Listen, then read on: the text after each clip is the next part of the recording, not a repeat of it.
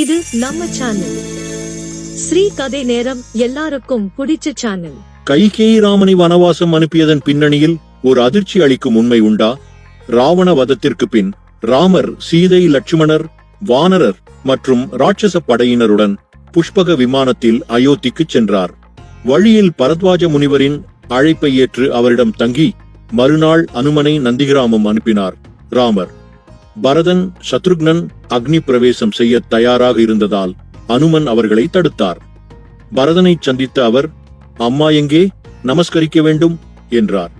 பரதன் கௌசல்யை, சுமித்ரையை காட்டிய போதும் அனுமன், உன்னை பெற்ற தியாகி கைகேயி எங்கே என்று கேட்டார். பரதன் தயங்க அனுமன் உண்மையை வெளிப்படுத்தினார்.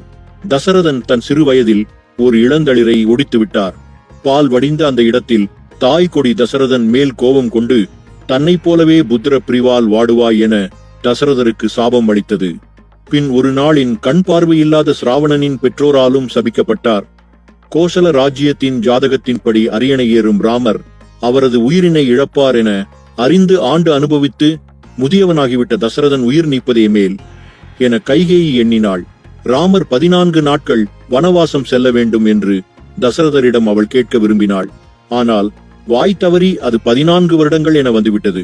எந்த பெண் தன் மாங்கல்யத்தை கூட பணயம் வைத்து மாற்றான் மகனை காப்பாள்? ராமரிடம் கைகேயி கொண்ட பிரியம் அத்தகையது.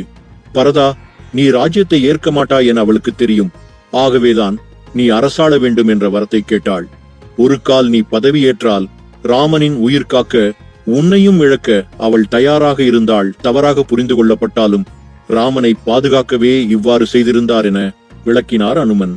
அனுமனின் விளக்கத்தால் பரதன் உட்பட அனைவருக்கும் கைகேயின் தியாகம் புரிந்தது. இந்த வீடியோ உங்களுக்கு பிடிச்சிருந்தா லைக் பண்ணுங்க, ஷேர் பண்ணுங்க, கமெண்ட் பண்ணுங்க. மறக்காம நம்ம சேனலை சப்ஸ்கிரைப் பண்ணுங்க. பக்கத்தில் இருக்க பெல் ஐக்கானை கிளிக் பண்ணி ஆல் என்ற ஆப்ஷனை சூஸ் பண்ணுங்க. அப்பதான் நம்ம போடுற ரெகுலர் வீடியோஸ் எல்லாமே உங்களுக்கு உடனுக்குடன் வந்து சேரும். நன்றி.